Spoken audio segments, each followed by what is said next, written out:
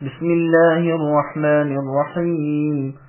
شروع کرتا ہوں اللہ کے نام سے جو بے انتہا مہربان نہایت رحم کرنے والے ہیں۔ قد سمع الله قول التي تجادلك في زوجها وتشتكي إلى الله والله يسمع تحاوركما إن الله سميع بصير۔ یقیناً اللہ تعالیٰ نے اس عورت کی بات سنی جو آپ سے اے نبی اپنے شوہر کے بارے میں گفتگو کر رہی تھی اور اللہ کے آگے شکایت کر رہی تھی۔ اللہ تعالیٰ آپ دونوں کے سوال و جواب سن رہے تھے، بے شک اللہ تعالیٰ سننے دیکھنے والے ہیں۔ سامعین نبی شاعر کی تفسیر سماعت کیجیے۔ خولہ رضی اللہ عنہ کا واقعہ۔ عائشہ صدیقہ رضی اللہ عنہ فرماتی ہیں، اللہ تعالیٰ کی ذات حمد و ثنا کے لائق ہے جس کے سننے میں تمام آوازوں کو گھیر رکھا ہے۔ یہ شکایت کرنے والی عورت یعنی خولہ رضی اللہ عنہ رسول اللہ صلی اللہ علیہ وسلم کے پاس آ کر اس طرح چپکے باتیں کر رہی تھی کہ باوجود اسی گھر میں ہونے کے میں مطلقاً نہ سن سکی کہ وہ کیا کہہ رہی ہیں۔ اللہ تعالیٰ نے اس پوشیدہ آواز کو بھی سن لیا اور یہ آیت اتاری۔ یہ روایت مسند احمد بخاری وغیرہ کی ہے۔ اور روایت میں آپ کا یہ فرمان اس طرح منقول ہے کہ بابرکت ہے وہ اللہ جو ہر اونچی نیچی آواز کو سن لیتے ہیں۔ یہ شکایت کرنے والی بی بی خولہ بنت ثعلبہ رضی اللہ عنہا جب رسول اللہ کی خدمت میں حاضر ہوئیں تو اس طرح سرگوشیاں کر رہی تھیں کہ کوئی لفظ تو کان تک پہنچ جاتا تھا، ورنہ اکثر باتیں باوجود اسی گھر میں ہونے کے میرے کانوں تک نہیں پہنچتی تھیں۔ اپنے شوہر کی شکایت کرتے ہوئے فرمایا کہ اے اللہ کے رسول، میری جوانی تو ان کے ساتھ کٹی، بچے ان سے ہوئے، اب جبکہ میں بڑھیا ہو گئی، بال بچوں کی جوگا قابل نہ رہی، تو میرے شوہر نے مجھ سے زہار کر لیا۔ اے اللہ، میں آپ کے سامنے اپنے اس دکھڑے کا رونا روتی ہوں۔ ابھی یہ بی بی صاحبہ گھر سے باہر نہیں نکلی تھیں جو جبرائیل علیہ السلام یہ آیت لے کر اترے۔ ان کے خادم کا نام اوس بن صامت رضی اللہ عنہ تھا۔ انہیں کبھی کچھ جنون سا ہو جاتا تھا، اس حالت میں اپنی بیوی سے زہار کر لیتے، پھر جب اچھے ہو جاتے تو گویا کچھ نہ تھا۔ یہ بی بی صاحبہ رسول اللہ سے فتویٰ پوچھنے اور اللہ کے سامنے اپنی التجا بیان کرنے کو آئیں، جس پر یہ آیت اتری۔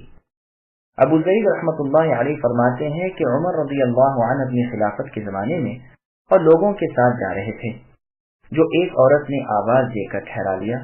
عمر رضی اللہ عنہ فوراً ٹھہر گئے اور ان کے پاس جا کر توجہ اور ادب سے سر جھکائے ان کی باتیں سننے لگے۔ جب وہ اپنی فرمائش کی تعمیل کرا چکی اور خود لوٹ گئیں، تب امیر المؤمنین عمر رضی اللہ عنہ بھی واپس ہمارے پاس آئے۔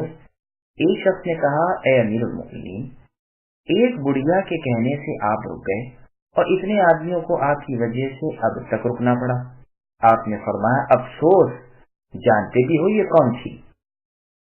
اس شخص نے کہا، نہیں۔ فرمایا، یہ وہ عورت ہے جن کی شکایت اللہ تعالیٰ نے 7ویں آسمان پر سنی، یہ خولہ بنت ثعلبہ رضی اللہ عنہا ہے۔ اگر آج صبح سے شام چھوڑ رات کر دیتی اور مجھ سے کچھ فرماتی رہتی تو بھی میں ان کی خدمت سے نہ ٹلتا، ہاں نماز کے وقت نماز ادا کر لیتا اور پھر کمر بستہ خدمت کے لیے حاضر ہو جاتا۔ اس کی سند منقطع ہے اور دوسرے طریق سے بھی مروی ہے۔ ایک روایت میں ہے کہ خولہ بنت صامت رضی اللہ عنہا تھی اور ان کی والدہ کا نام معاذہ تھا، جن کے بارے میں سورہ نور کی آیت نمبر 33 نازل ہوئی تھی۔ لیکن ٹھیک یہ ہے کہ یہ خویلہ رضی اللہ عنہا اوس بن صامت رضی اللہ عنہ کی بیوی تھی۔ اللہ تعالیٰ ان سب سے راضی ہو۔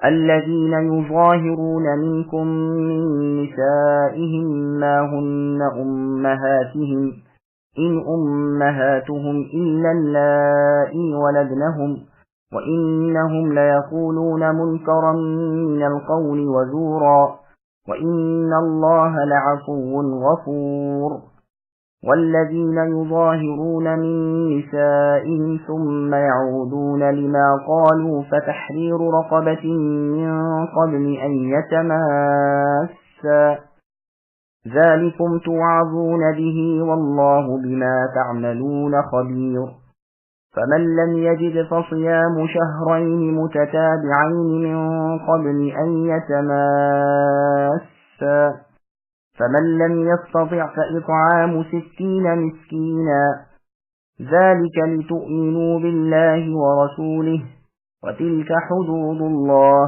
وللكافرين عذاب أليم۔ تم میں سے جو لوگ اپنی بیویوں سے زہار کرتے ہیں یعنی انہیں ماں کہہ بیٹھتے ہیں، وہ دراصل ان کی مائیں نہیں بن جاتی، ان کی مائیں تو وہی ہیں جن کے بطن یعنی پیٹ سے وہ پیدا ہوئے۔ یقیناً یہ لوگ ایک نامعقول اور جھوٹی بات کہتے ہیں، بے شک اللہ تعالیٰ معاف کرنے والے اور بخشنے والے ہیں۔ اور جو لوگ اپنی بیویوں سے زہار کریں پھر اپنی کہی ہوئی بات سے رجوع کریں تو ان کے ذمے آپس میں ایک دوسرے کو ہاتھ لگانے سے پہلے ایک غلام آزاد کرنا ہے، اور اللہ تعالیٰ تمہارے تمام اعمال سے باخبر ہے۔ ہاں جو شخص نہ پائے اس کے ذمے 2 مہینوں کے لگاتار روزے ہیں اس سے پہلے کہ ایک دوسرے کو ہاتھ لگا لیں، اور جس شخص کو یہ طاقت بھی نہ ہو اس پر 60 مسکینوں کو کھانا کھلانا ہے، یہ اس لیے کہ اللہ اور اللہ کے رسول کی حکم برداری کرو، یہ اللہ تعالیٰ کی مقرر کردہ حدیں ہیں اور کفار ہی کے لیے دکھ کی مار ہے۔ سامعین، اب ان آیتوں کی تفسیر سماعت کیجیے۔ مسئلہ زہار۔ چنانچہ ابن عباس رضی اللہ عنہما کا فرمان ہے کہ زہار کا پہلا واقعہ اوس ابن صامت کا ہے، جو عبادہ بن صامت کے بھائی تھے۔ ان کی بیوی صاحبہ کا نام خولہ بنت ثعلبہ بن مالک تھا۔ اس واقعے سے خولہ کو ڈر تھا کہ شاید طلاق ہو گئی۔ انہوں نے آ کر رسول اللہ سے کہا کہ میرے میاں نے مجھ سے زہار کر لیا، اور اگر ہم علیحدہ علیحدہ ہو گئے تو دونوں برباد ہو جائیں گے۔ میں اب اس لائق بھی نہیں رہی کہ مجھ سے اولاد ہو، ہمارے تعلق کو بھی زمانہ گزر چکا۔ اور بھی اسی طرح کی باتیں کہتی جاتی تھیں اور روتی جاتی تھیں۔ اب تک زہار کا کوئی حکم اسلام میں نہ تھا، اس پر یہ آیتیں شروع سورت سے علیم تک اتری۔ ابن عباس رضی اللہ عنہما کے علاوہ اور بھی بہت سے بزرگوں کا یہی فرمان ہے کہ یہ آیتیں انہی کے بارے میں نازل ہوئیں، واللہ اعلم۔ زہار کی تعریف۔ لفظ زہار مشتق ہے وہر سے، چونکہ اہل جاہلیت اپنی بیوی سے زہار کرتے وقت یوں کہتے تھے کہ انت علیہ کظہر امی، یعنی تو مجھ پر ایسی ہے جیسے میری ماں کی پیٹھ۔ شریعت میں حکم یہ ہے کہ اس طرح خواہ کسی عدو کا نام لے کر زہار ہو جائے گا۔ زہار جاہلیت کے زمانے میں طلاق سمجھا جاتا تھا۔ اللہ تعالیٰ نے اس امت کے لیے اس میں کفارہ مقرر کر دیا اور اسے طلاق شمار نہیں کیا، جیسا کہ جاہلیت کا دستور تھا۔ سلف میں سے اکثر حضرات نے یہی فرمایا ہے۔ ابن عباس رضی اللہ عنہما جاہلیت کے دستور کا ذکر کر کے فرماتے ہیں، اسلام نے جب خویلہ رضی اللہ عنہا والا واقعہ پیش آیا اور دونوں شوہر بیوی پچھتانے لگے تو اوس رضی اللہ عنہ نے اپنی بیوی صاحبہ کو رسول اللہ کی خدمت میں بھیجا۔ یہ جب آئیں تو دیکھا کہ رسول اللہ کنگھی کر رہے ہیں۔ رسول اللہ نے واقعہ سن کر فرمایا، ہمارے پاس اس کا کوئی حکم نہیں۔ اتنے میں یہ آیتیں اتری اور رسول اللہ نے خویلہ کو اس کی خوشخبری دی اور پڑھ سنائی۔ جب غلام کی آزادگی کا ذکر آیا تو عذر کیا کہ ہمارے پاس غلام نہیں۔ پھر روزوں کا ذکر سن کر کہا کہ اگر ہر روز 3 مرتبہ پانی نہ پیے تو بوجہ اپنے بڑھاپے کے فوت ہو جائیں۔ جب کھانا کھلانے کا ذکر سنا تو کہا چند لقموں پر تو سارا دن گزرتا ہے، اوروں کو دینا تو کہاں۔ چنانچہ رسول اللہ نے آدھا وقت یعنی 30 صاع منگوا کر انہیں دیے اور فرمایا اسے صدقہ کر دو اور اپنی بیوی سے رجوع کر لو۔ ابو العالیہ سے بھی اسی طرح مرضی ہے، فرماتے ہیں خولہ بنت دلیل رضی اللہ عنہ ایک انصاری کی بیوی تھیں جو کم نگاہ والے مفلس اور کج خلق تھے۔ کسی دن کسی بات پر شوہر بیوی میں جھگڑا ہو پڑا تو جاہلیت کی رسم کے مطابق زہار کر لیا اور جو ان کی طلاق تھی۔ چنانچہ خولہ رضی اللہ عنہا رسول اللہ کے پاس پہنچی۔ اس وقت رسول اللہ اما عائشہ کے گھر میں تھے۔ ام المؤمنین آپ کا سر دھو رہی تھیں، جا کر سارا واقعہ بیان کیا۔ رسول اللہ نے فرمایا اب کیا ہو سکتا ہے، میرے علم میں تو اس پر حرام ہو گئی یعنی طلاق پڑ گئی۔ یہ سن کر کہنے لگی اے اللہ میری عرض آپ سے ہے۔ اب عائشہ رضی اللہ عنہا رسول اللہ کے سر مبارک کا ایک طرف کا حصہ دھو کر گھوم کر دوسری جانب آئیں اور ادھر کا حصہ دھونے لگی تو خولہ رضی اللہ عنہا بھی گھوم کر اس طرف آ بیٹھی اور اپنا واقعہ دہرایا۔ رسول اللہ نے پھر یہی جواب دیا۔ ام المؤمنین نے دیکھا کہ آپ صلی اللہ علیہ وسلم کے چہرے کا رنگ متغیر ہو گیا ہے تو ان سے کہا کہ دور ہٹ کر بیٹھو۔ یہ دور کھسک گئیں۔ ادھر وہی نازل ہونی شروع ہوئی۔ جب ادھر چکی تو رسول اللہ نے فرمایا وہ عورت کہاں ہے؟ ام المؤمنین نے آواز دے کر بلایا۔ آپ صلی اللہ علیہ وسلم نے فرمایا جاؤ اپنے خادم کو لے آؤ۔ یہ دوڑتی ہوئی گئیں اور اپنے شوہر کو بلا لائیں تو واقعی وہ ایسے ہی تھے جیسے انہوں نے کہا تھا۔ رسول اللہ نے فرمایا استعیذ باللہ السمیع العلیم بسم اللہ الرحمن الرحیم پڑھ کر اس سورت کی یہ آیتیں سنائیں اور فرمایا کہ تم غلام آزاد کر سکتے ہو؟ انہوں نے کہا نہیں۔ کہا 2 مہینے کے لگاتار ایک پیچھے ایک روزے رکھ سکتے ہو؟ انہوں نے قسم کھا کر کہا کہ اگر 2-3 دفعہ دن میں نہ کھاؤں تو بینائی بالکل جاتی رہتی ہے۔ فرمایا کہ 60 مسکینوں کو کھانا دے سکتے ہو؟ انہوں نے کہا نہیں، لیکن اگر آپ میری امداد فرمائیں تو اور بات ہے۔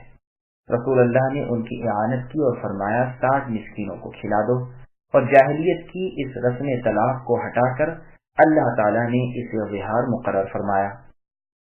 سعید بن جبیر رحمہ اللہ فرماتے ہیں ایلا اور ظہار جاہلیت کے زمانے کی طلاقیں تھیں۔ اللہ تعالیٰ نے ایلا میں تو 4 مہینے کی مدت مقرر فرمائی اور ظہار میں کفارہ مقرر فرمایا۔ امام مالک رحمۃ اللہ علیہ نے لفظ منکم سے استدلال کیا ہے کہ چونکہ یہاں خطاب مؤمنوں سے ہے اس لیے اس حکم میں کافر داخل نہیں۔ جمہور کا مذہب اس کے برخلاف ہے۔ وہ اس کا جواب یہ دیتے ہیں کہ یہ باعتبار غلبے کے کہہ دیا گیا ہے، اس لیے بطور قید کے اس کا مفہوم مخالف مراد نہیں لے سکتے۔ لفظ من نسائہم سے جمہور نے استدلال کیا ہے کہ لونڈی سے ظہار نہیں، نہ وہ اس خطاب میں داخل ہے۔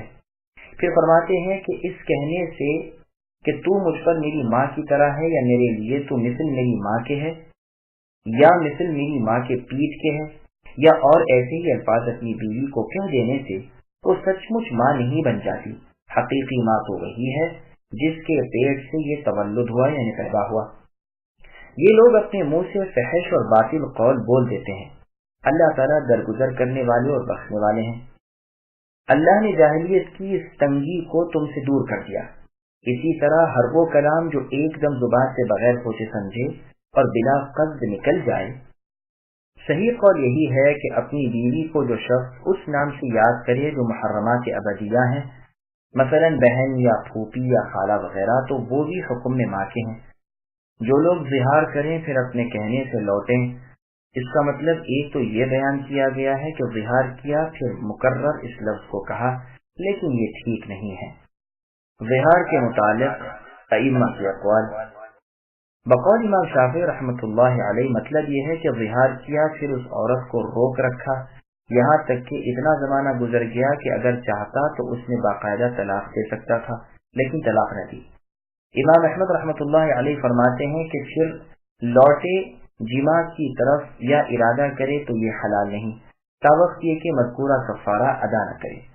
امام مالک رحمۃ اللہ علیہ فرماتے ہیں کہ مراد اس سے جماع کا ارادہ یا پھر بتانے کا عزم یا جماع ہے۔ ابو حنیفہ وغیرہ کہتے ہیں مراد ظہار کی طرف لوٹنا ہے، اس کی حرمت اور جاہلیت کے حکم کے اٹھ جانے کے بعد۔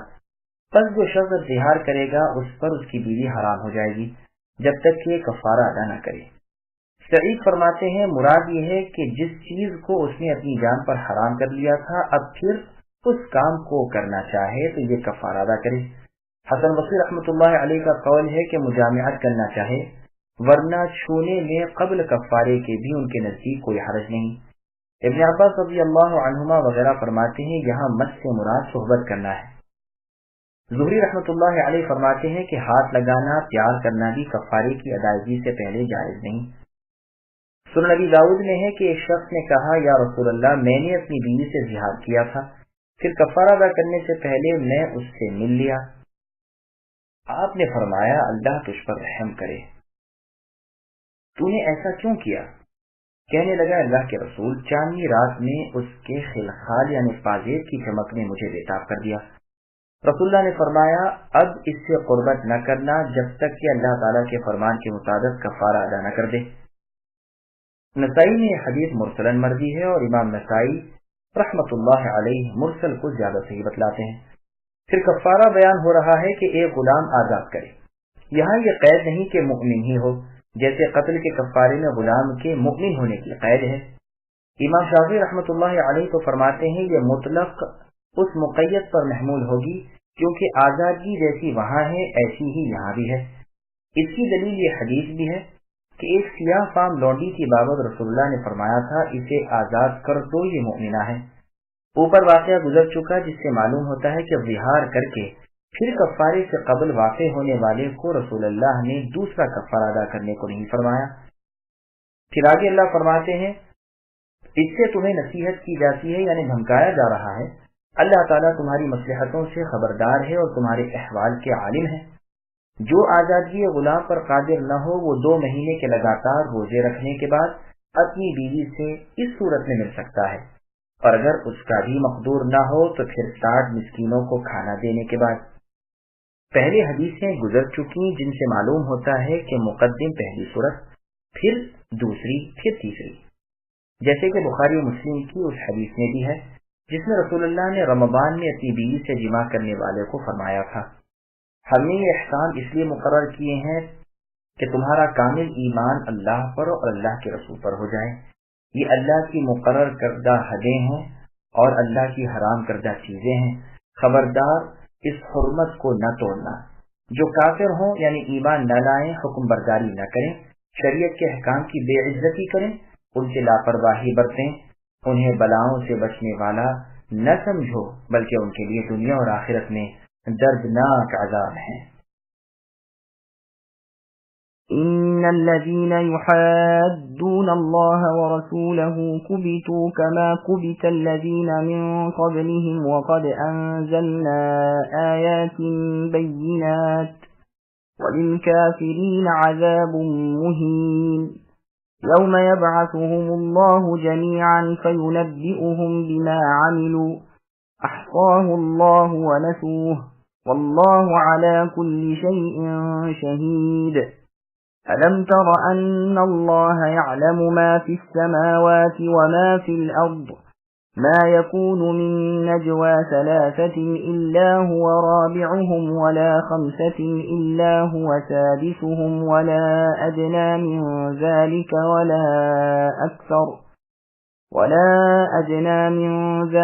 वला अक्सर इल्ला हुवा मअहुम ऐनमा कानू थुम्मा युनब्बिउहुम बिमा अमिलू यौमल क़ियामह इन्नल्लाह बिकुल्लि शैइन अलीम।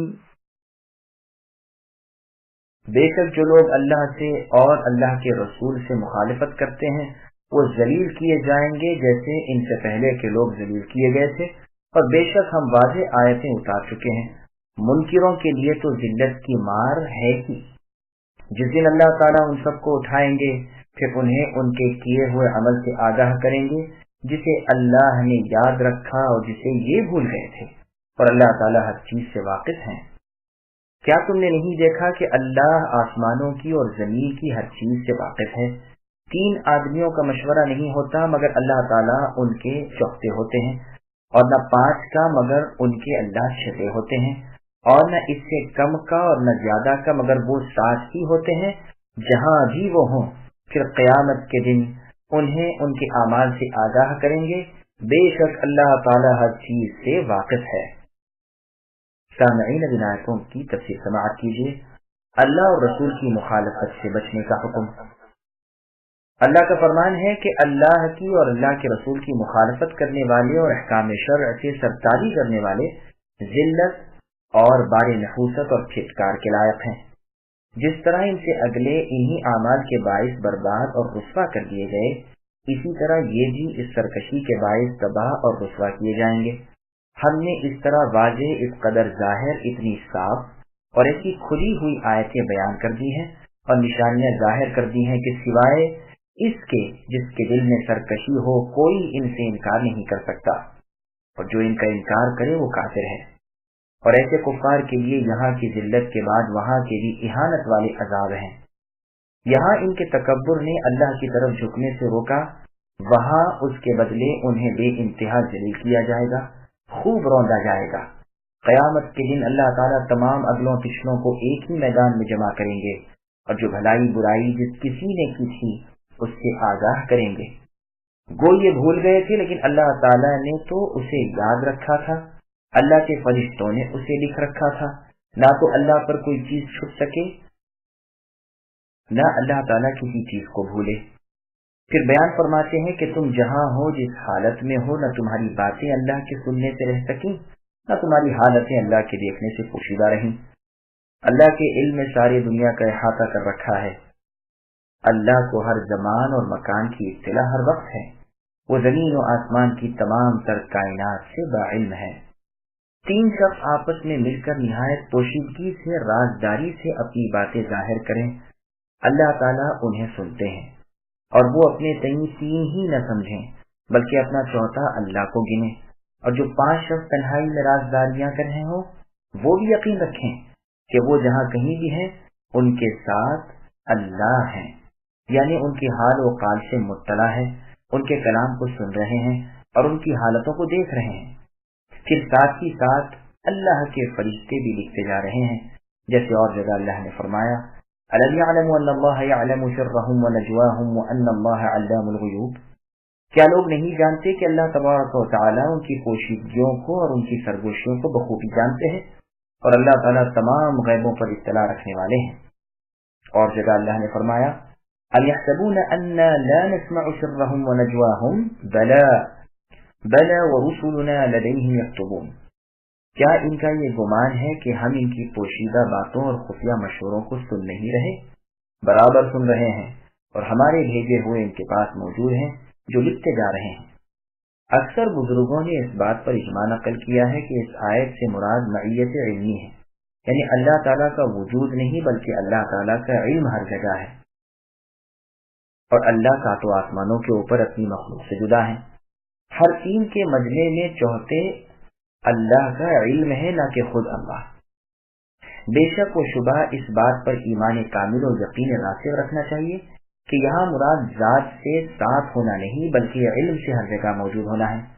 ہاں بے شک اللہ کا سننا دیکھنا بھی اسی طرح اللہ کے علم کے ساتھ ساتھ ہے۔ اللہ سبحانہ و تعالیٰ اپنی تمام مخلوق پر مطلع ہے، ان کا کوئی کام اللہ سے پوشیدہ نہیں۔ پھر قیامت کے دن انہیں ان کے تمام اعمال پر تنبیہ بھی اللہ فرما دیں گے۔ اللہ تعالیٰ ہر چیز کو جاننے والے ہیں۔ امام احمد بن حنبل رحمۃ اللہ علیہ فرماتے ہیں کہ اس آیت کو شروع بھی اپنے علم کے بیان سے کیا تھا اور ختم بھی علم کے بیان پر کیا۔ مطلب یہ ہے کہ درمیان میں اللہ کا ساتھ ہونا جو بیان کیا تھا، اس سے بھی ازروع علم کے ساتھ ہونا ہے، نہ کہ ازروع ذات کے۔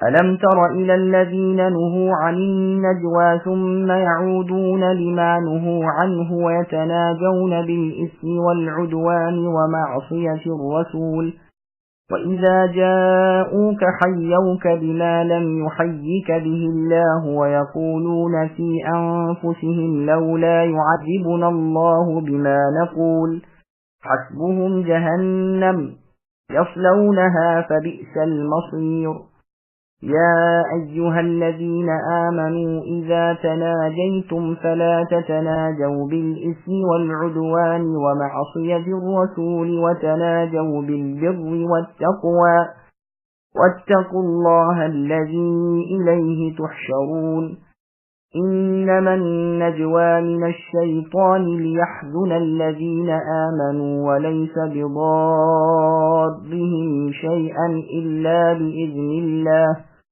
وعلى الله فليتوكل المؤمنون۔ اے نبی، کیا آپ نے ان لوگوں کو نہیں دیکھا جنہیں کانا پھوسی سے روک دیا گیا تھا؟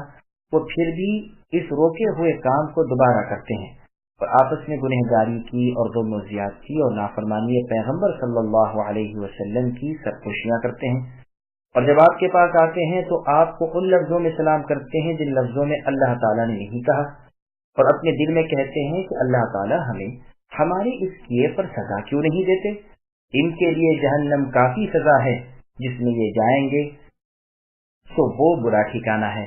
اے ایمان والو، تم چپ چھپاتے باتیں کرو تو یہ سرگوشیاں، گنہگاری اور ظلم و زیادتی اور نافرمانی پیغمبر صلی اللہ علیہ وسلم کی نہ ہوں، بلکہ نفع رسانی اور پرہیزگاری کی باتوں پر آپس میں تبادلے خیالات کرو، اور اس اللہ سے ڈرتے رہو جس کے پاس تم سب جمع کیے جاؤ گے۔ بری سرگوشیاں شیطانی کام ہیں جس سے ایمانداروں کو رنج پہنچے، گو اللہ تعالیٰ کی چاہت بغیر وہ انہیں کوئی نقصان نہیں پہنچا سکتا۔ ایمان والوں کو چاہیے کہ اللہ ہی پر بھروسہ رکھیں۔ سامعین، اب ان آیتوں کی تفصیل سماعت کیجیے۔ سرگوشی کے احکام۔ کانا پھوسی سے یہودیوں کو روک دیا گیا تھا، اس لیے کہ ان میں اور رسول اللہ میں جب صلح صفائی تھی تو یہ لوگ حرکت کرنے لگے کہ جہاں کہیں کسی مسلمان کو دیکھا اور جہاں کوئی ان کے پاس گیا کہ یہ ادھر ادھر جمع ہو کر چپکے چپکے اشاروں کنایوں میں اس طرح کانا پھوسی کرنے لگتے کہ اکیلا وکیلا مسلمان یہ گمان کرتا کہ شاید یہ میرے قتل کی سازشیں کر رہا ہے یا میرے خلاف اور ایمانداروں کے خلاف کچھ مخفی ترکیبیں سوچ رہے ہیں۔ اسے ان کی طرف جاتے ہوئے ڈر لگتا۔ جب یہ شکایتیں عام ہوئی تو رسول اللہ نے یہودیوں کو اس فطری حرکت سے روک دیا، لیکن انہوں نے پھر بھی یہی کرنا شروع کیا۔ پھر آگے بیان ہوتا ہے کہ ان کی خانگی سرگوشیاں یا تو گناہ کے کاموں پر ہوتی ہیں جس میں ان کا ذاتی نقصان ہے، یا ظلم پر ہوتی ہیں جس میں دوسروں کے نقصان کی ترکیبیں سوچتے ہیں، یا پیغمبر علیہ السلام کی مخالفت پر ایک دوسروں کو پختہ کرتے ہیں اور رسول اللہ کی نافرمانیوں کے منصوبے گانٹتے ہیں۔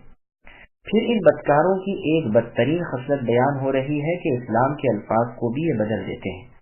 عائشہ رضی اللہ عنہا فرماتی ہیں کہ ایک مرتبہ یہودی رسول اللہ کے پاس آئے اور کہا، السلام علیک یا ابا القاسم۔ سام کے معنی موت کے ہیں۔ میں نے کہا وعلیکم السلام، موت تمہیں کو آئے۔ رسول اللہ نے فرمایا، اے عائشہ، اللہ تبارک و تعالی برے الفاظ اور سخت کلامی کو ناپسند فرماتے ہیں۔ میں نے کہا، اللہ کے رسول، آپ نے سنا نہیں انہوں نے کیا کہا؟ انہوں نے آپ کو السلام علیکم نہیں کہا بلکہ السلام کہا ہے۔ رسول اللہ نے فرمایا، کیا تم نے نہیں سنا؟ میں نے کہہ دیا وعلیکم۔ اسی کا بیان ہو رہا ہے۔ دوسری روایت میں ہے کہ عائشہ رضی اللہ عنہا نے ان کے جواب میں یوں فرمایا تھا، علیکم السلام والذام واللعنت، یعنی تمہیں کو موت آئے، تمہیں کی مذمت ہو، تمہیں پر لعنت ہو۔ اور رسول اللہ صلی اللہ علیہ وسلم نے صدیقہ رضی اللہ عنہا کو روکتے ہوئے فرمایا کہ ہماری دعا ان کے حق میں مقبول ہے اور ان کا ہمیں کو سنانا مقبول ہے۔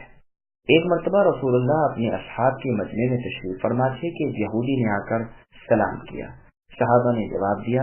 پھر رسول اللہ نے صحابہ سے پوچھا، معلوم بھی ہے اس نے کیا کہا تھا؟ انہوں نے کہا، سلام کیا تھا۔ آپ نے فرمایا، نہیں، اس نے کہا تھا سلام علیکم، یعنی تمہارا دین مغلوب ہو، مٹ جائے۔ پھر آپ نے حکم دیا کہ اس یہودی کو بلا لاؤ۔ جب وہ آ گیا تو آپ نے فرمایا، سچ سچ بتا، کیا تو نے سلام علیکم نہیں کہا تھا؟ اس نے کہا، ہاں، میں نے یہی کہا تھا۔ رسول اللہ نے فرمایا، سنو، جب کبھی کوئی اہل کتاب یعنی یہود یا نصرانی تم میں سے کسی کو سلام کرے تو صرف علیکہ کہہ دیا کرو، یعنی جو تو نے کہا ہو وہ تجھ پر۔ پھر یہ لوگ اپنی اس کرتوت پر خوش ہو کر اپنے دل میں کہتے کہ اگر یہ نبی برحق ہوتا تو اللہ تعالیٰ ہماری اس چال بازی پر ہمیں دنیا میں ضرور عذاب کرتے، اس لیے کہ اللہ تعالیٰ تو ہماری باطنی حالت سے بخوبی واقف ہیں۔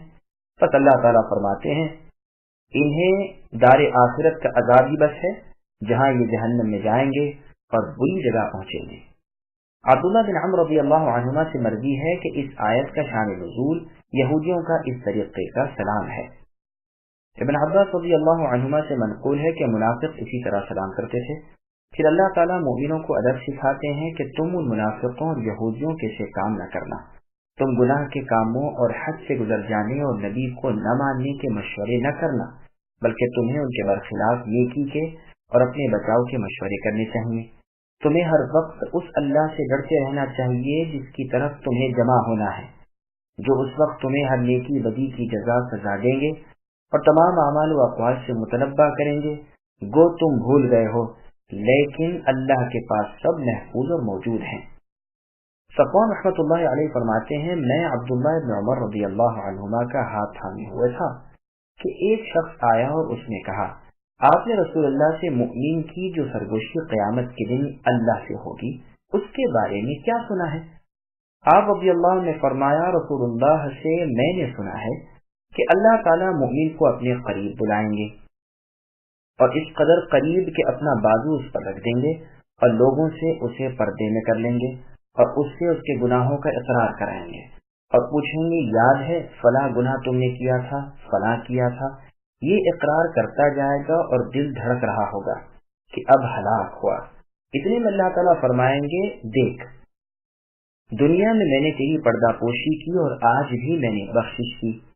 پھر اسے اس کی نیکیوں کا نام اعمال دیا جائے گا، لیکن کافر و منافق کے بارے میں تو گواہ پکار کر کہہ دیں گے کہ یہ اللہ تعالیٰ پر جھوٹ بولنے والے لوگ ہیں، خبردار ہو جاؤ ان ظالموں پر اللہ تعالیٰ کی لعنت ہے۔ یہ روایت صحیح بخاری کی ہے۔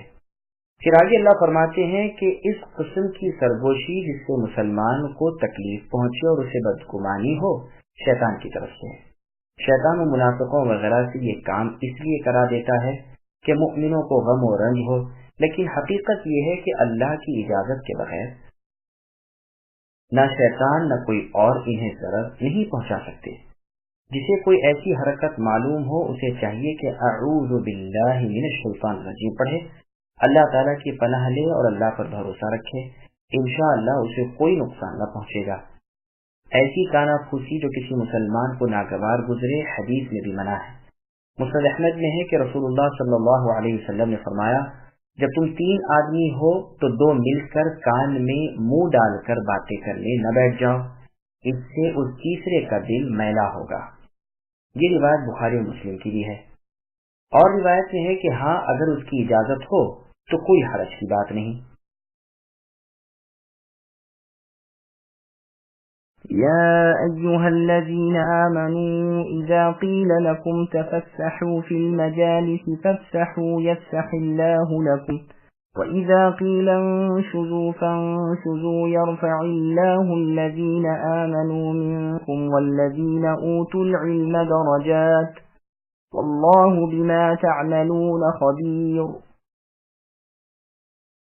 اے ایمان والو جب تم سے کہا جائے کہ مجلسوں میں ذرا کھل کر بیٹھو تو تم جگہ کشادہ کر دو، اللہ تمہیں کشادگی دیں گے، اور جب کہا جائے کہ اٹھ کھڑے ہو جاؤ تو تم اٹھ کھڑے ہو جاؤ، اللہ تعالیٰ تم میں سے ان لوگوں کو جو ایمان لائے ہیں اور جو علم دیے گئے ہیں درجے بلند کر دیں گے۔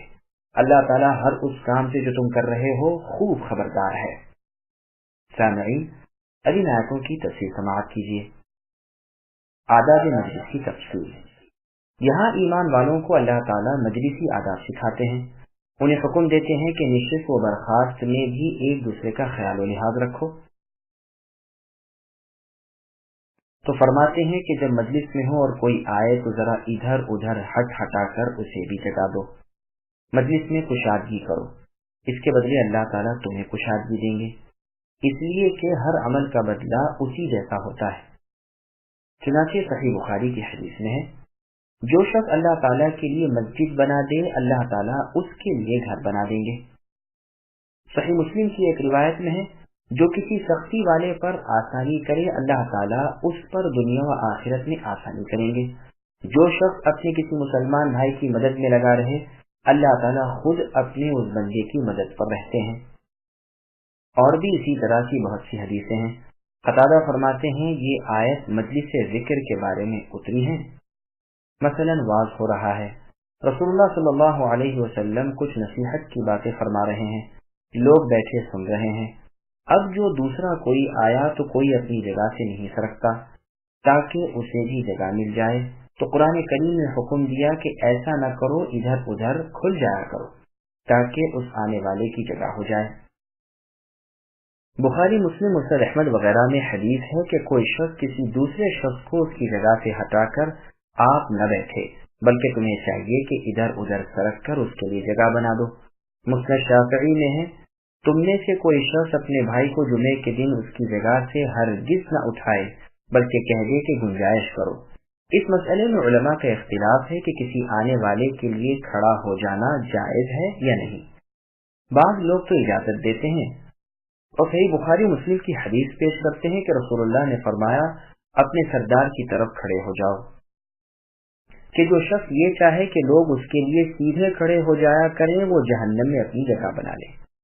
بعض بزرگ تفصیل کرتے ہیں اور فرماتے ہیں کہ سفر سے اگر کوئی آیا ہوا ہو اور حاکم کے لیے اس کی حکومت کی جگہ کھڑے ہو جانا درست ہے کیونکہ رسول اللہ نے جن کے لیے کھڑا ہونے کو فرمایا تھا یہ سعد بن معاذ رضی اللہ عنہ تھے، بنو قریظہ کے آپ حاکم بنائے گئے تھے۔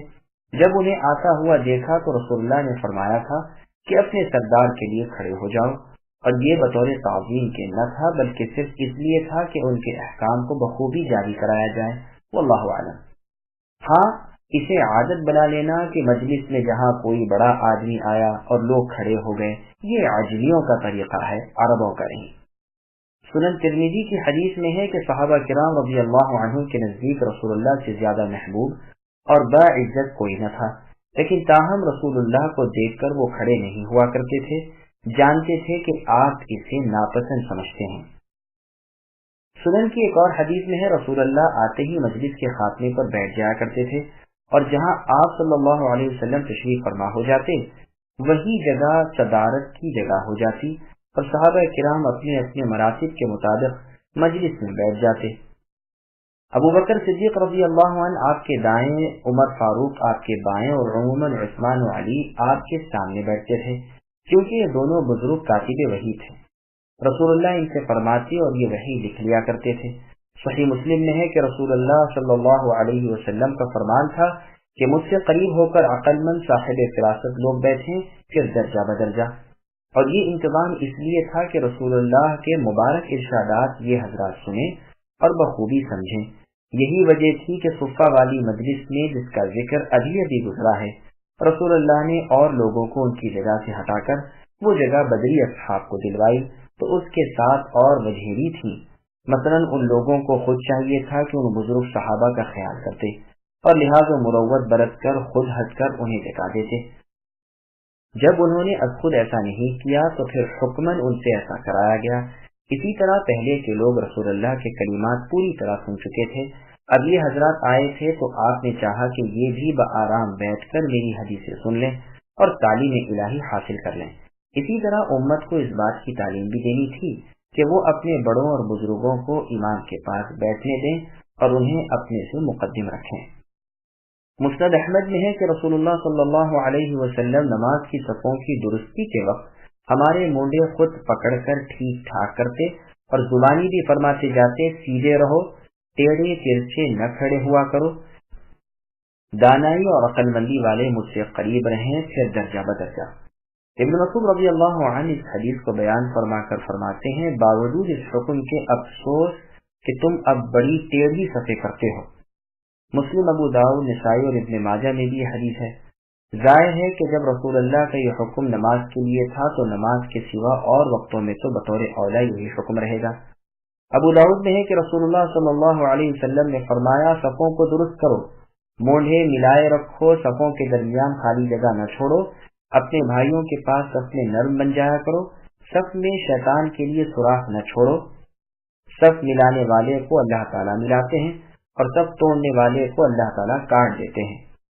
اسی لیے سید القراء ابی بن کعب رضی اللہ عنہ جب پہنچتے تو صف اول میں سے کسی ضعیف العقل شخص کو پیچھے ہٹا دیتے اور خود پہلی صف میں مل جاتے، اور اسی حدیث کو دلیل ملاتے کہ رسول اللہ نے فرمایا ہے، مجھ سے قریب ذی رائے اور اعلیٰ عقل مند کھڑے ہوں، پھر درجہ بدرجہ۔ عبداللہ بن عمر رضی اللہ عنہما کو دیکھ کر اگر کوئی شخص کھڑا ہو جاتا تو آپ اس کی جگہ پر نہ بیٹھتے اور اس حدیث کو پیش کرتے جو اوپر گزری کہ کسی کو اٹھا کر اس کی جگہ میں کوئی اور نہ بیٹھے۔ یہاں بطور نمونے کی یہ چند مسائل اور تھوڑی حدیثیں لکھ کر ہم آگے چلتے ہیں، بس کو تفصیل کی یہاں گنجائش نہیں، نہ یہ موقع ہے۔ ایک صحیح حدیث میں ہے، ایک مرتبہ رسول اللہ بیٹھے ہوئے تھے کہ 3 شخص آئے، ایک تو مجلس کے درمیان جگہ خالی دیکھ کر وہاں آ کر بیٹھ گیا، دوسرے نے مجلس کے آخر میں جگہ بنا لی، تیسرے واپس چلا گیا۔ رسول اللہ نے فرمایا، لوگوں میں تمہیں 3 شخصوں کی بابت خبر دوں، ایک نے تو اللہ تعالیٰ کی طرف جگہ لی اور اللہ تعالیٰ نے اسے جگہ دی، دوسرے نے شرم کی، اللہ نے بھی اس سے حیا کی، تیسرے نے منہ پھیر لیا تو اللہ تعالیٰ نے بھی اس سے منہ پھیر لیا۔ یہ حدیث بخاری اور مسلم کی ہے۔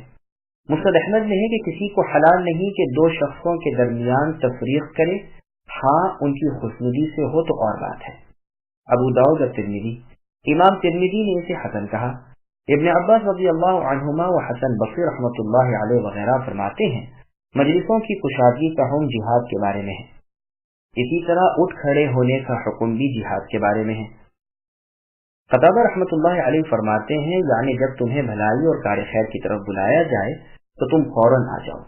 مقاتل رحمۃ اللہ علیہ فرماتے ہیں مطلب یہ ہے کہ جب تمہیں نماز کے لیے بلایا جائے تو اٹھ کھڑے ہو جایا کرو۔ عبد الرحمن بن زید رحمۃ اللہ علیہ فرماتے ہیں کہ صحابہ جب رسول اللہ کے ہاں آتے تو جاتے وقت ہر ایک کی چاہت یہ ہوتی کہ سب سے آخر رسول اللہ سے جدا میں ہوں۔ بسا اوقات آپ کو کوئی کام کاج ہوتا تو بڑا حرج ہوتا، لیکن آپ مروت سے کچھ نہ فرماتے۔ اس پر یہ حکم ہوا کہ جب تم سے کھڑے ہونے کو کہا جائے تو کھڑے ہو جایا کرو، جیسے اور جگہ اللہ نے فرمایا وَإِنْ قِيلَ لَكُمُ ارْجِعُوا فَارْجِعُوا، اگر تم سے گھر والے لوٹ جانے کو کہیں تو لوٹ جاؤ۔ پھر فرماتے ہیں کہ مجلسوں میں جب جگہ دینے کو کہا جائے تو جگہ دینے میں، اور جب چلے جانے کو کہا جائے تو چلے جانے میں اپنی حد نہ سمجھو، بلکہ یہ اللہ تعالیٰ کے نزدیک مرتبہ بلند کرنا اور اپنی توقیر کرانا ہے۔ اسے اللہ ضائع نہ کریں گے بلکہ اس پر دنیا و آخرت میں نیک بدلا دیں گے۔ جو شخص احکام الہی پر تواضع سے گردن جھکا دے اللہ تعالیٰ اس کی عزت بڑھاتے ہیں اور اس کی شہرت نیکی کے ساتھ کرتے ہیں۔ ایمان والوں اور صحیح علم والوں کا یہی کام ہوتا ہے کہ اللہ کے احکام کے سامنے گردن جھکا دیا کریں، اور اس سے وہ بلند درجوں کے مستحق ہو جاتے ہیں۔ اللہ تعالیٰ کو بخوبی علم ہے کہ بلند مرتبوں کا مستحق کون ہے اور کون نہیں۔ نافع بن عبد الحارث سے امیر المؤمنین عمر فاروق رضی اللہ عنہ کی ملاقات عفان میں ہوئی۔ عمر رضی اللہ عنہ نے انہیں مکے کا عامل بنایا تھا، تو ان سے پوچھا کہ تم مکے میں اپنی جگہ کسے چھوڑ آئے ہو؟ جواب دیا کہ ابن افزا کو۔ عمر رضی اللہ عنہ نے فرمایا وہ تو ہمارے مولا یعنی غلام ہیں، یعنی آزاد کردہ غلام ہیں، انہیں تم اہل مکہ کا امیر بنا کر چلے ہو؟ کہا ہاں، اس لیے کہ وہ اللہ کی کتاب کا ماہر اور فرائض کا جاننے والا اور اچھا واعظ کہنے والا ہے۔ عمر رضی اللہ عنہ نے اس وقت فرمایا سچ فرمایا رسول صلی اللہ علیہ وسلم نے کہ اللہ تعالیٰ اس کتاب یعنی قرآن مجید کی وجہ سے ایک قوم کو عزت پر پہنچا کر بلند مرتبہ کریں گے اور دوسروں کو پست و کم مرتبہ بنا دیں گے۔ یہ حدیث مسلم میں ہے۔ علم اور علماء کی فضیلت جو اس آیت اور دیگر آیات و احادیث سے ظاہر ہے، میں نے ان سب کو بخاری کی کتاب العلم کی شرح میں جمع کر دیا ہے، والحمدللہ۔ يا أيها الذين آمنوا إذا ناجيتم الرسول فقدموا بين يدي نجواكم صدقة ذلك خير لكم وأطهر فإن لم تجدوا فإن الله غفور رحيم أأشفقتم أن تقدموا بين يدي نجواكم صدقات فإذ لم تفعلوا وتاب الله عليكم فأقيموا الصلاة وآتوا الزكاة وأطيعوا الله ورسوله والله خبير بما تعملون۔ اے ایمان والو، جب تم رسول صلی اللہ علیہ وسلم سے سرگوشی کرنا چاہو تو اپنی سرگوشی سے پہلے کچھ صدقات دے دیا کرو، یہ تمہارے حق میں بہتر اور پاکیزہ تر ہے۔ ہاں اگر نہ پاؤ تو بے شک اللہ تعالیٰ بخشنے والے مہربان ہیں۔ کیا تم اپنی رات کی باتوں سے پہلے صدقہ نکالنے سے ڈر گئے؟ پس جب تم نے یہ نہ کیا اور اللہ تعالیٰ نے بھی تمہیں معاف فرما دیا تو اب بخوبی نمازوں کو قائم رکھو، زکوٰۃ دیتے رہا کرو اور اللہ تعالیٰ کی اور اللہ کے رسول صلی اللہ علیہ وسلم کی تابعداری کرتے رہو۔ تم جو کچھ کرتے ہو اس سب سے اللہ تعالیٰ خوب خبردار ہے۔ سامعین، اب ان آیتوں کی تفصیل سماعت کیجیے۔ پیغمبر محمد مصطفیٰ صلی اللہ علیہ وسلم سے سرگوشی کے احکام۔ اللہ تعالیٰ اپنے مؤمن بندوں کو حکم دیتے ہیں کہ میرے نبی سے جب تم کوئی راز کی بات کرنا چاہو تو اس سے پہلے میری راہ میں خیرات کیا کرو تاکہ تم پاک صاف ہو جاؤ اور اس قابل بن جاؤ کہ میرے پیغمبر سے مشورہ کر سکو۔ ہاں اگر کوئی غریب مسکین شخص ہو تو خیر، اسے اللہ تعالیٰ کی بخشش اور اللہ کے رحم پر نظریں رکھنی چاہیے، یعنی یہ حکم صرف انہیں ہے جو مالدار ہوں۔ پھر فرمایا کیا تمہیں اس حکم کے باقی رہ جانے کا اندیشہ تھا اور خوف تھا کہ صدقہ کب تک واجب رہے گا؟ اچھا، جب تم نے اسے نہ کیا اور اللہ تعالیٰ نے بھی تمہیں معاف فرما دیا تو اب اور مذکورہ بالا فرائض کا پوری طرح خیال رکھو۔ کہا جاتا ہے کہ سرگوشی سے پہلے صدقہ نکالنے کا شرف علی رضی اللہ عنہ کو حاصل ہوا ہے، پھر یہ حکم ہٹ گیا۔ 1 دینار صدقہ دے کر رسول اللہ سے آپ رضی اللہ عنہ نے پوشیدہ باتیں کی، 10 مسائل پوچھے، پھر تو یہ حکم ہی ہٹ گیا۔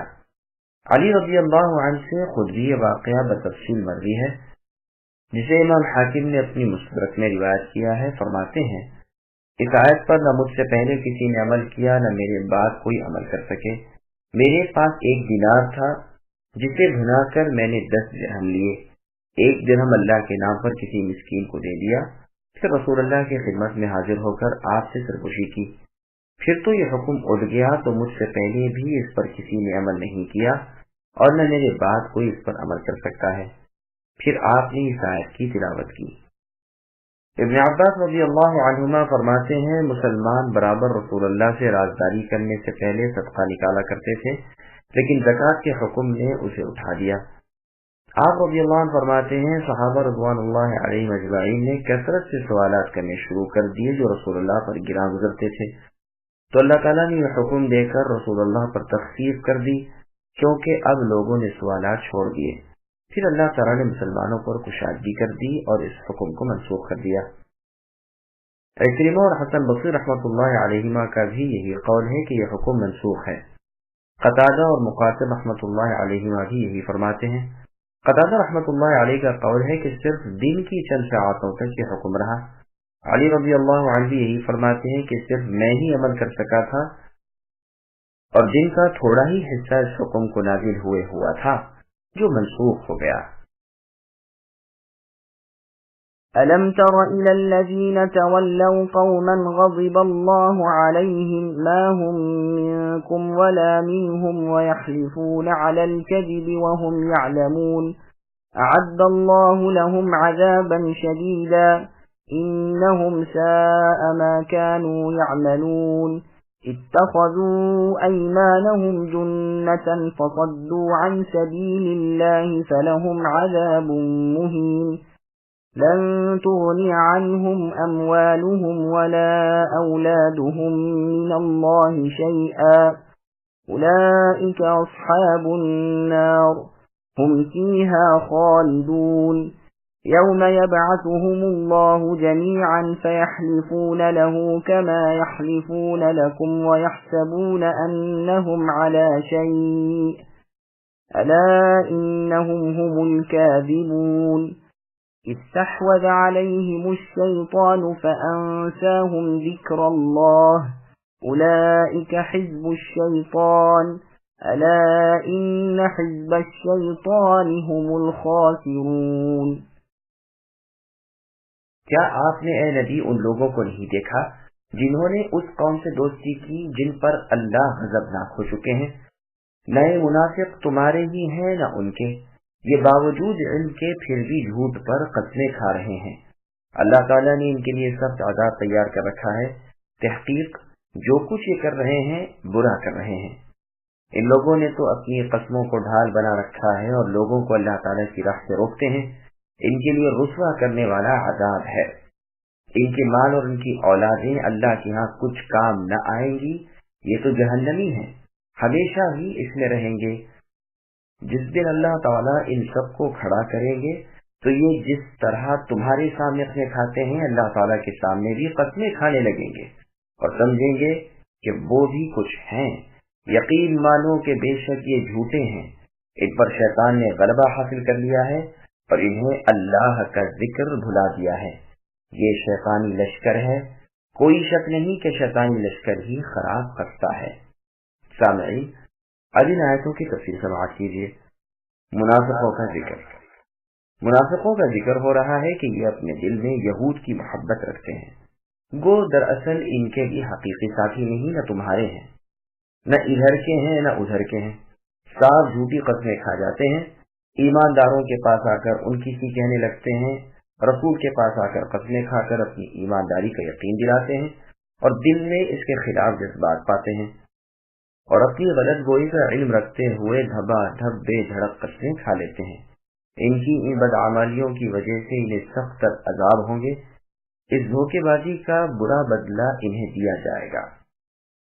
یہ تو اپنی قسموں کو اپنی ڈھالیں بنائے ہوئے ہیں اور اللہ کی راہ سے رک گئے ہیں، ایمان ظاہر کرتے ہیں، کفر دل میں رکھتے ہیں اور قسموں سے اپنی باطنی بدی کو چھپاتے ہیں، اور ناواقف لوگوں پر اپنی سچائی کا ثبوت اپنی قسموں سے پیش کر کے انہیں اپنا مداح بنا لیتے ہیں، اور پھر رفتہ رفتہ انہیں بھی اپنے رنگ میں رنگ لیتے ہیں۔ چونکہ انہوں نے جھوٹی قسموں سے اللہ تعالیٰ کی پرعزت ہزار تقریم نام کی بے عزتی کی تھی، اس لیے انہیں ذلت و اہانت والے عذاب ہوں گے، جن عذابوں کو نہ ان کے مال دفع کر سکیں، نہ اس وقت ان کی اولادیں ان کے کچھ کام آئیں۔ یہ تو جہنمی بن چکے اور وہاں سے ان کا نکلنا بھی کبھی نہ ہوگا۔ قیامت والے دن جب ان کا حشر ہوگا اور ایک بھی اس میدان میں آئے بغیر نہ رہ سکے گا، جب جمع ہو جائیں گے تو چونکہ زندگی میں ان کی عادت تھی کہ اپنی جھوٹ باتوں کو قسموں سے سچ ثابت کر دکھاتے تھے، آج اللہ کے سامنے اپنی ہدایت و استقامت پر بڑی بڑی قسمیں کھا لیں گے اور سمجھتے ہوں گے کہ یہاں بھی یہ چالاکی چل جائے گی، مگر ان جھوٹوں کی بھلا اللہ کے سامنے چال بازی کہاں چل سکتی ہے؟ وہ تو ان کا جھوٹا ہونا یہاں بھی مسلمانوں سے بیان فرما چکے ہیں۔ ابن ابی حاتم میں ہے کہ رسول اللہ صلی اللہ علیہ وسلم اپنے کسی حجرے کے سائے میں تشریف فرما تھے اور صحابہ رضی اللہ عنہم بھی آس پاس بیٹھے تھے۔ سایہ دار جگہ کم تھی، بمشکل لوگ اس میں پناہ لیے بیٹھے تھے کہ رسول اللہ نے فرمایا، دیکھو ابھی ایک شخص آئے گا جو شیطانی نگاہ سے دیکھتا ہے، وہ آئے تو اس سے بات نہ کرنا۔ تھوڑی دیر میں ایک کیری آنکھوں والا شخص آیا، رسول اللہ نے اسے اپنے پاس بلا کر فرمایا، کیوں بھائی، تو اور فلاں فلاں مجھے کیوں گالیاں دیتے ہو؟ یہ یہاں سے چلا گیا اور جن جن کا نام رسول اللہ نے لیا تھا انہیں لے کر آیا، اور پھر تو قسموں کا تاتا باندھ دیا کہ ہم میں سے کسی نے رسول اللہ کی کوئی بے ادبی نہیں کی۔ اس پر یہ آیت اتری کہ یہ جھوٹے ہیں۔ یہ روایت مسند احمد، نیز مستدرک حاکم طبرانی وغیرہ کی ہے۔ یہی حال مشرکوں کا بھی دربار الہی میں ہوگا کہ قسمیں کھا جائیں گے کہ ہم اللہ کی قسم جو ہمارے رب ہیں کہ ہم نے شرک نہیں کیا۔ پھر آگے اللہ فرماتے ہیں، ان پر شیطان نے غلبہ پا لیا ہے اور ان کے دل کو اپنی مٹھی میں کر لیا ہے، یاد الہی ذکر اللہ سے انہیں دور ڈال دیا ہے۔ ابو داؤد کی حدیث میں رسول اللہ فرماتے ہیں، جس کسی بستی یا جنگل میں 3 شخص بھی ہوں اور ان میں نماز نہ قائم کی جاتی ہو تو شیطان ان پر چھا جاتا ہے، پس تو جماعت کو لازم پکڑے رہو۔ بھیڑیا اسی بکری کو کھاتا ہے جو ریوڑ سے الگ ہو۔ صاحب رحمۃ اللہ علیہ فرماتے ہیں، یہاں مراد جماعت سے نماز کی جماعت ہے۔ فرماتے ہیں کہ اللہ کے ذکر فراموش کرنے والے شیطانی جماعت کے افراد ہیں۔ شیطان کا یہ لشکر یقیناً نامراد و زیانکار ہے۔ إن الذين يحادون الله ورسوله أولئك في الأذلين كتب الله لأغلبن أنا ورسلي إن الله قوي عزيز لا تجد قوما يؤمنون بالله واليوم الآخر يوادون من حاد الله ورسوله ولو كانوا آباءهم أو أبناءهم أو إخوانهم أو عشيرتهم أولئك كتب في قلوبهم الإيمان وأيدهم بروح منه ويدخلهم جنات تجري من تحتها الأنهار خالدين فيها رضي الله عنهم ورضوا عنه أولئك حزب الله ألا إن حزب الله هم المفلحون۔ بے شک اللہ تعالیٰ کی اور اللہ کے رسول صلی اللہ علیہ وسلم کی جو مخالفت کرتے ہیں وہی لوگ سب سے زیادہ ذلیلوں میں ہیں۔ اللہ تعالیٰ لکھ چکے ہیں کہ بے شک میں اور میرے پیغمبر غالب رہیں گے، یقیناً اللہ تعالیٰ زور آور اور غالب ہیں۔ اللہ تعالیٰ پر اور قیامت کے دن پر ایمان رکھنے والوں کو تو اللہ اور اللہ کے رسول صلی اللہ علیہ وسلم کی مخالفت کرنے والوں سے محبت رکھتے ہوئے آپ اے نبی ہرگز نہ پائیں گے، گو وہ ان کے باپ یا ان کے بیٹے یا ان کے بھائی یا ان کے کنبے قبیلے کے عزیز ہی کیوں نہ ہوں۔ یہی لوگ ہیں جن کے دلوں میں اللہ تعالیٰ نے ایمان لکھ دیا ہے اور جن کی تائید اپنی روح سے کی ہے، اور جنہیں ان جنتوں میں داخل کریں گے جن کے نیچے نہریں بہ رہی ہیں، جہاں یہ ہمیشہ رہیں گے۔ اللہ ان سے راضی ہے اور یہ اللہ سے خوش ہیں۔ یہ اللہ کا لشکر ہے، آگاہ رہو بے شک اللہ کے گروہ والے ہی کامیاب لوگ ہیں۔ سامعین اب آیتوں کی تفصیل سماعت کیجیے۔ اللہ اور رسول اللہ صلی اللہ علیہ وسلم کے دشمن ذلیل ہوں گے۔ اللہ تعالیٰ بیان فرماتے ہیں کہ جو لوگ حق سے برگشتہ ہیں، ہدایت سے دور ہیں، اللہ اور اللہ کے رسول کے مخالف ہیں، احکام شرع کی اطاعت سے الگ ہیں، یہ لوگ انتہا درجے کے ذلیل، بے وقار اور خستہ حال ہیں، رحمت رب سے دور، اللہ کی مہربانی بھری نظروں سے اوجھل اور دنیا و آخرت میں برباد ہیں۔ اللہ تعالیٰ تو فیصلہ کر چکے ہیں، بلکہ اپنی پہلی کتاب میں ہی لکھ چکے ہیں اور مقدر کر چکے ہیں، جو تقدیر اور جو تحریر نہ مٹے گی نہ بدلے گی، نہ اسے ہیر پھیر کرنے کی کسی میں طاقت ہے، کہ وہ اللہ اور ان کی کتاب اور ان کے رسول اور ان کے مؤمن بندے دنیا و آخرت میں غالب رہیں گے، جیسے اور جگہ اللہ نے فرمایا اِنَّا لَنَنْصُرُ رُسُلَنَا وَالَّذِينَ آمَنُوا إِلَى آخر الآیہ، یعنی ہم اپنے رسول کی اور ایماندار بندوں کی ضرور مدد کریں گے، دنیا میں بھی اور آخرت میں بھی، جس دن گواہ قائم ہو جائیں گے اور جس دن گنہگاروں کو کوئی عذر و معذرت فائدہ نہ پہنچائے گی، ان پر لعنتیں برستی ہوں گی اور ان کے لیے برا گھر ہوگا۔ یہ لکھنے والے اللہ قوی ہیں اور اللہ کی لکھت اٹل ہے، وہ غالب و قہار ہیں، اپنے دشمنوں پر ہر وقت قابو رکھنے والے ہیں۔ اللہ کا یہ اٹل فیصلہ اور طے شدہ قضا ہے کہ دونوں جہان میں انجام کے اعتبار سے غلبہ و نصرت مؤمنوں کا حصہ ہے۔ مؤمن سب سے بڑھ کر اللہ اور رسول صلی اللہ علیہ وسلم سے محبت رکھتے ہیں۔ پھر آگے اللہ نے فرمایا کہ یہ ناممکن ہے کہ اللہ کے دوست اللہ تعالیٰ کے دشمنوں سے محبت رکھیں۔ اور جگہ ہے کہ مسلمانوں کو چاہیے کہ مسلمانوں کو چھوڑ کر کافروں کو اپنا دلی دوست نہ بنائے، ایسا کرنے والے اللہ کے ہاں کسی گنتی میں نہیں، ہاں ڈر خوف کے وقت بطور دفع الوقتی کے ہو تو اور بات ہے، یعنی اپنی جان پر بن آئے تو ایسی صورت میں اللہ تعالیٰ تمہیں اپنی گرامی ذات سے ڈرا رہے ہیں۔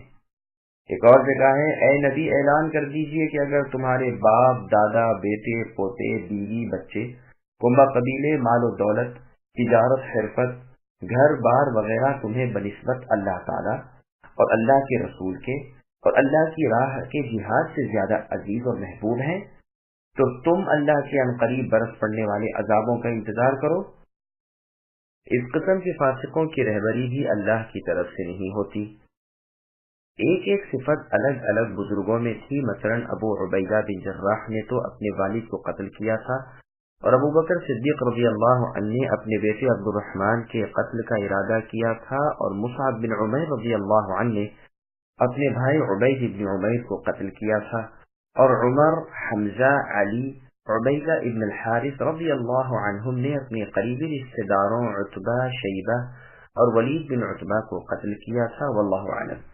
اسی ضمن میں یہ واقعہ بھی داخل ہو سکتا ہے کہ جس وقت رسول اللہ صلی اللہ علیہ وسلم نے بدری قیدیوں کی نسبت مسلمانوں سے مشورہ کیا تو ابو بکر صدیق رضی اللہ عنہ نے فرمایا کہ ان سے فدیہ لے لیا جائے تاکہ مسلمانوں کی مالی مشکلات دور ہو جائیں، مشرکوں سے جہاد کرنے کے لیے آلات حرب جمع کر لیں اور یہ چھوڑ دیے جائیں۔ کیا عجب کہ اللہ تعالیٰ ان کے دل اسلام کی طرف پھیر دیں، آخر ہیں تو ہمارے ہی کنبے رشتے کے۔ لیکن عمر فاروق رضی اللہ عنہ نے اپنی رائے اس کے بالکل برخلاف پیش کی کہ یا رسول اللہ، جس مسلمان کا جو رشتہ دار مشرک ہے اس کے حوالے کر دیا جائے اور اسے حکم دیا جائے کہ وہ اسے قتل کر دے۔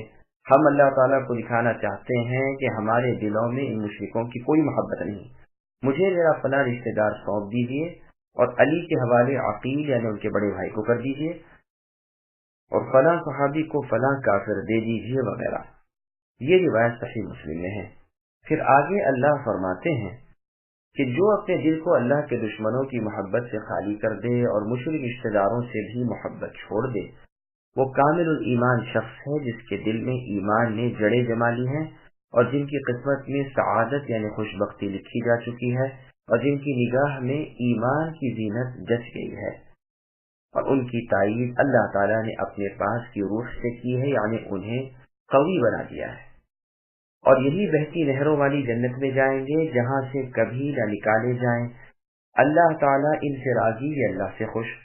چونکہ انہوں نے اللہ کے لیے رشتے کنبے والوں کو ناراض کر دیا تھا، اللہ تعالیٰ اس کے بدلے ان سے راضی ہو گئے ہیں اور انہیں اس قدر دیا کہ یہ بھی خوش خوش ہو گئے۔ لشکر الہی یہی ہے اور کامیاب گروہ بھی یہی ہے جو شیطانی لشکر اور ناکام گروہ کے مقابل ہے۔